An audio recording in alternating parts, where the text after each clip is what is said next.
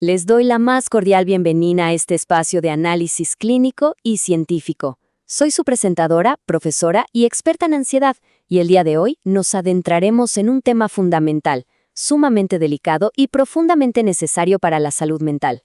Vamos a explorar a fondo un trastorno que genera un inmenso sufrimiento silencioso y que lamentablemente está rodeado de muchísima desinformación. El título exacto de nuestro video explicativo de hoy es TOC de orientación sexual, ¿por qué pensar algo no significa desearlo? Pero antes de sumergirnos en la materia, es de vital importancia hacer la siguiente aclaración oficial sobre nuestras fuentes. Este contenido ha sido generado con el servicio de inteligencia artificial de NotebookLM mediante la recopilación de riguroso material científico. Su contenido ha sido cuidadosamente revisado y validado por Luis Eduardo Peña, psicólogo clínico, quien aparece como fuente profesional de la información. Para quienes desean profundizar, pueden encontrar más detalles en www.misicólogo.com.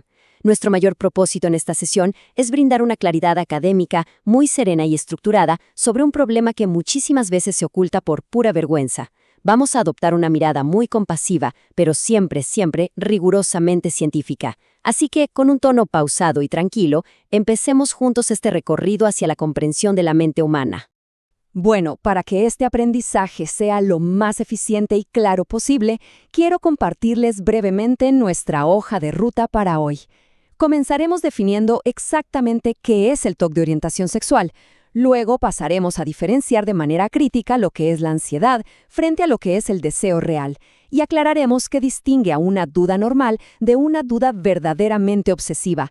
Más adelante, exploraremos los pensamientos intrusivos más frecuentes, los rituales que los acompañan y nos detendremos en el gravísimo peligro que supone un diagnóstico erróneo por parte de profesionales no especializados. Y finalmente, cerraremos nuestra sesión detallando las opciones de tratamiento, el camino clínico hacia la recuperación y cómo funciona la prevención de respuesta. Entremos entonces en nuestra primera sección, el TOC de orientación sexual. Vamos a establecer la definición y los conceptos fundamentales que sustentan este trastorno.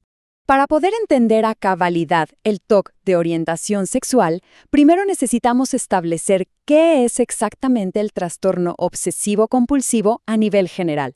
Y es que, fíjense, en el día a día usamos la palabra obsesión de una manera muy a la ligera. Decimos cosas como estoy obsesionada con esta nueva canción o estoy obsesionado con este postre. Pero clínicamente, una obsesión es algo muchísimo más severo y doloroso. Según los manuales diagnósticos de psiquiatría y psicología, como el DSM-5, las obsesiones son pensamientos, imágenes o dudas que irrumpen, que aparecen en la cabeza de una forma completamente involuntaria. Es decir, la persona no los invita, simplemente aparecen de golpe. Y lo más importante aquí es que estas intrusiones chocan de manera muy violenta con la moral, con los valores o con la identidad central de la persona. En psicología llamamos a esto pensamientos egodistónicos. A diferencia de las preocupaciones cotidianas, como ¿qué vamos a hacer de cenar? O si cerramos bien la puerta, las obsesiones del TOC se experimentan como ideas absurdas, inaceptables o aterradoras. No producen ningún tipo de placer, sino una angustia subjetiva muy profunda, un miedo que paraliza y muchísima culpa. A quien padece esto, le cuesta un esfuerzo mental y físico monumental intentar evitar que esas ideas acudan a su mente una y otra vez de forma repetitiva. Toda esta inmensa carga emocional de la que venimos hablando está brillantemente capturada en esta frase de los investigadores Rachman y De Silva. Durante sus estudios, un paciente describió sus obsesiones como, y cito, su feo y pequeño secreto. Y es que existe una tendencia abrumadora en estos pacientes a ocultar lo que están pensando debido a un profundo estigma. Las personas afectadas por estos pensamientos anticipan de manera incorrecta que si los demás se enteraran de lo que pasa por su cabeza, estarían revelando una especie de carácter verdadero y oscuro. Sienten que son un fraude.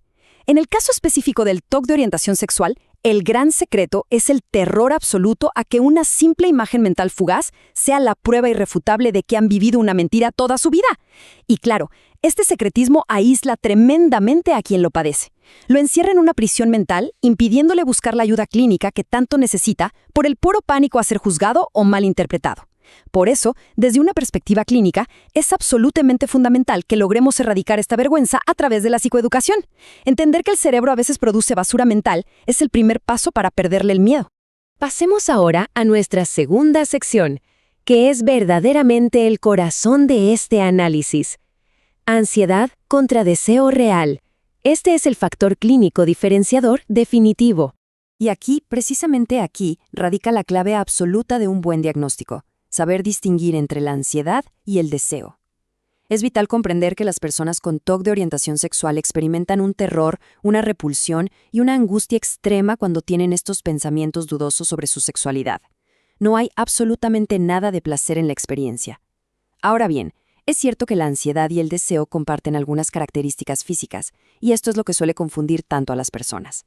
En ambos estados emocionales, el sistema nervioso simpático se activa, el cuerpo se acelera, hay palpitaciones, puede haber sudoración e incluso flujo sanguíneo en varias partes del cuerpo. Sin embargo, la función biológica y la experiencia emocional son diametralmente opuestas. La ansiedad acelera el cuerpo para preparar una respuesta de escape, de huida o de lucha frente a lo que el cerebro percibe como una amenaza mortal. La excitación sexual genuina, por el contrario, acelera el cuerpo para acercarse a alguien que provoca gratificación erótico-afectiva. Quien padece el TOC de orientación sexual siente que su cuerpo está en estado de emergencia, en alerta roja, pero lamentablemente, debido a la duda constante, suelen malinterpretar estas señales biológicas de pánico como si fueran señales de excitación oculta, lo cual por supuesto multiplica su terror de una manera exponencial. Para poder entender esta dinámica a fondo, necesitamos separar claramente lo que es la duda normal de lo que es la duda obsesiva. Todos, absolutamente todos los seres humanos, experimentamos dudas sanas en situaciones que son razonablemente ambiguas. Por ejemplo, es normal dudar antes de aceptar un nuevo empleo en otra ciudad o antes de tomar una decisión financiera importante. Eso es adaptativo. Pero la duda obsesiva, la que caracteriza al TOC, ocurre en situaciones que desde afuera parecen completamente irracionales o absurdas. Es un «y sí» crónico que no tiene ninguna base en la realidad actual de la persona. En este tipo de TOC, la duda no surge de una insatisfacción romántica real en su vida, sino de un salto mental verdaderamente catastrófico. Imaginemos este escenario. Si la persona ve a alguien de su mismo sexo que objetivamente viste muy bien o es estéticamente agradable, la mente obsesiva, en cuestión de milisegundos, lanza la duda venenosa. Dice, me di cuenta de su traje porque en el fondo me atrae irremediablemente y toda mi identidad heterosexual es una farsa monumental. Esa es una duda obsesiva. Y lo que hace el TOC es exigir una certeza absoluta del 100% para calmar esa duda, algo que, como sabemos, en la mente humana es lógicamente imposible de alcanzar. Y esto nos lleva a la sección 3, dudas y obsesiones frecuentes. Vamos a detallar cómo se manifiesta este ciclo de sufrimiento en la cotidianidad. Es un hecho científico que casi todos los seres humanos producen pensamientos intrusivos, extraños o bizarros de vez en cuando. La mente es una máquina de generar pensamientos, pero la diferencia crucial en el trastorno obsesivo-compulsivo es que estos pensamientos se evalúan como peligrosos, como amenazas catastróficas. Las manifestaciones clínicas más habituales en el TOC de orientación sexual incluyen, en primer lugar, un miedo intenso a un cambio repentino indeseado de orientación. Es como si sintieran que la sexualidad es una veleta que puede girar bruscamente con el viento de un día para otro, arrebatándole su identidad. También observamos un temor constante a ser percibidos por los demás como homosexuales, vigilando constantemente su propio lenguaje corporal. Existe un terror profundo a albergar deseos latentes, monstruos ocultos en el inconsciente que en cualquier momento van a despertar. Y por supuesto, surgen las imágenes intrusivas, destellos mentales, a veces de naturaleza pornográfica, o impulsos no deseados. Y recalco la palabra no deseados.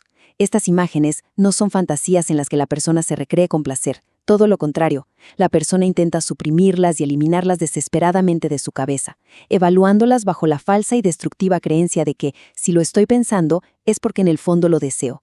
Y ese, mis queridos oyentes, es el error cognitivo central del TOC. Para ilustrar todo esto y ponerle un rostro humano a la teoría, la literatura clínica nos presenta el caso de Enrique.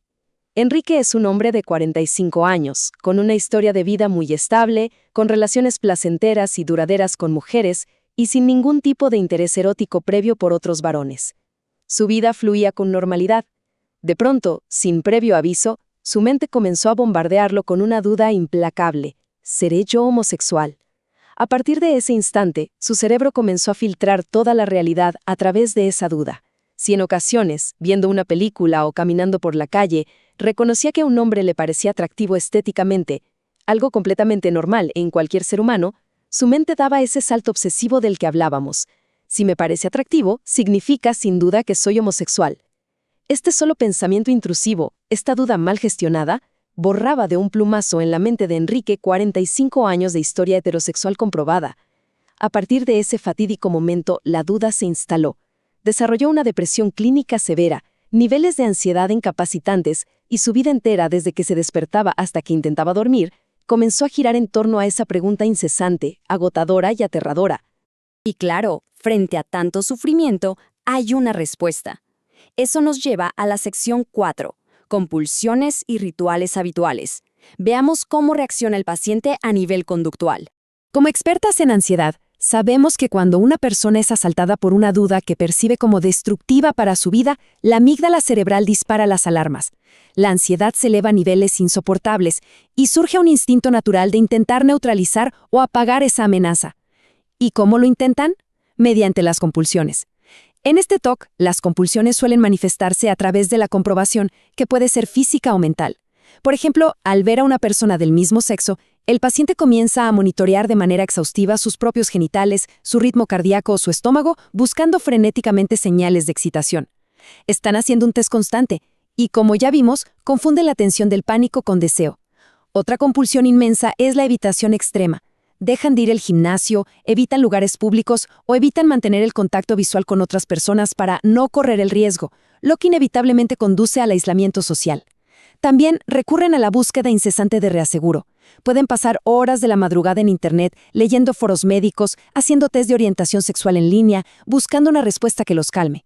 Y finalmente, se enfrascan en una racionalización excesiva, un debate filosófico interno, un tribunal en su propia cabeza repasando recuerdos de su infancia o adolescencia, tratando de probar su heterosexualidad. Es un proceso agotador que paradójicamente nunca llega a una certeza que los deje en paz. Todo este ciclo de duda y compulsión tiene un impacto que, francamente, es devastador a nivel emocional y psicológico. En la clínica solemos usar una metáfora muy precisa para esto. Es exactamente como estar sentado en una silla mecedora. Hay muchísimo movimiento hacia adelante y hacia atrás. Hay muchísimo esfuerzo físico y mental, un desgaste de energía inmenso tratando de resolver la duda y encontrar una certeza. Pero al final del día, después de tanto moverse, la silla no ha avanzado ni un solo centímetro. La persona no llega a ninguna parte, sigue estancada exactamente en el mismo sitio, pero ahora totalmente exhausta. Quienes sufren este trastorno, atrapados en esta silla mecedora mental, terminan desarrollando episodios depresivos mayores muy graves. Sus niveles de cortisol están por las nubes, pierden la capacidad de concentración en sus trabajos, abandonan sus estudios y sus relaciones afectivas se marchitan porque no pueden estar mentalmente presentes. La vida de la persona se convierte en una repetición continua, monótona y desesperante de actos y de angustia, perdiendo por completo la capacidad de disfrutar del momento presente. Esto nos conduce a la sección 5, un tema de suma gravedad: el peligro del diagnóstico erróneo. Un riesgo clínico que debemos abordar con mucha seriedad. Presten mucha atención a esto porque es una advertencia enfática de la literatura científica y de los especialistas en ansiedad. El peligro principal en el abordaje de este problema radica en confundir el TOC de orientación sexual con un conflicto de identidad real o con un deseo inconsciente de salir del closet. Cuando un paciente que ya viene con niveles de angustia terribles acude a un terapeuta no especializado y éste le sugiere que su sufrimiento, que nace puramente de una duda irracional, es en realidad un indicio de que probablemente está negando su verdadera orientación y que simplemente debe fluir y aceptarla, se comete uno de los errores clínicos más graves y dañinos que existen en la psicoterapia.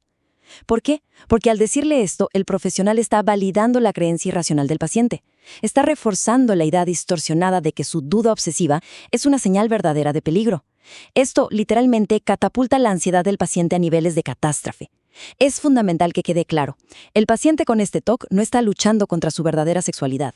Está luchando contra un trastorno neurobiológico y de ansiedad severa que ataca su percepción de certeza y su identidad central.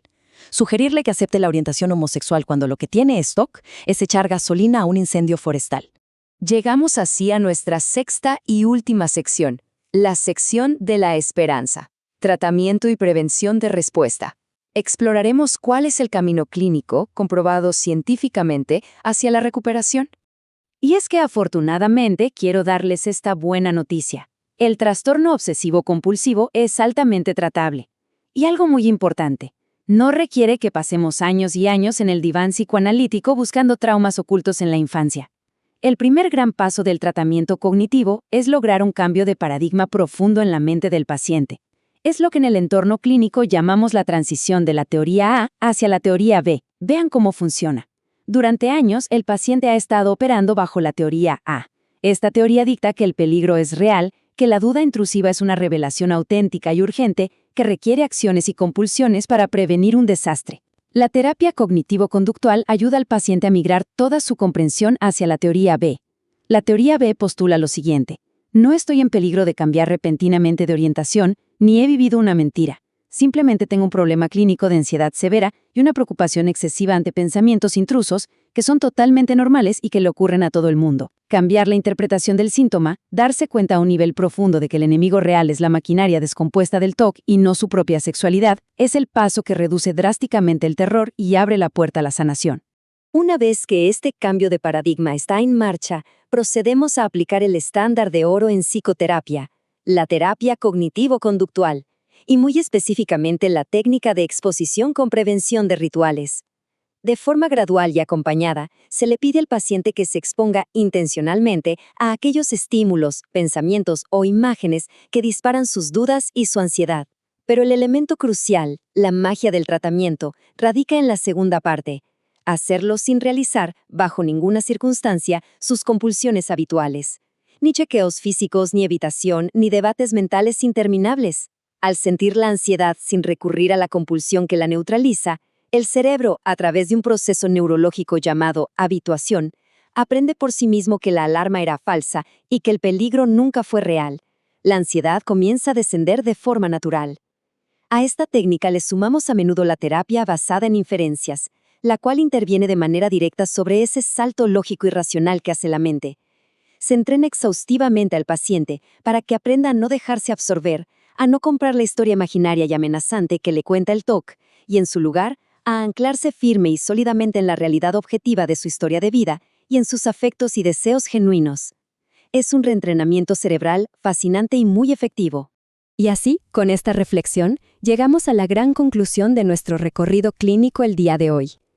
El resumen fundamental que espero que todos atesoremos y comprendamos profundamente es el papel absolutamente central que juega la duda en este padecimiento. Lo que alimenta y mantiene vivo al TOC de orientación sexual no es, de ninguna manera, un conflicto sexual subyacente reprimido, sino una intolerancia biológica y psicológica profunda a la incertidumbre. Como demuestra de forma contundente la ciencia clínica actual, al resolver esta duda patológica mediante las psicoterapias adecuadas que acabamos de revisar, comprendiendo que es solo un espejismo creado por la ansiedad severa, se logra eliminar el ciclo del TOC y restaurar por completo y de manera definitiva la calidad de vida y la paz mental del paciente. Como mencionamos al inicio de nuestra presentación, el contenido científico de este análisis ha sido minuciosamente validado por Luis Eduardo Peña, psicólogo clínico, a quien pueden contactar directamente al teléfono +57 311 308 8073. En nombre de la ciencia, del conocimiento riguroso y de la comprensión profundamente empática, les agradezco con toda sinceridad su valiosa atención a quienes nos han acompañado a lo largo de este video explicativo. Ha sido un honor compartir este espacio. Recuerden siempre esta premisa liberadora: tener un pensamiento intrusivo en la cabeza no significa, en lo más mínimo, desearlo ni llevarlo a la acción. Muchísimas gracias y hasta nuestra próxima sesión académica.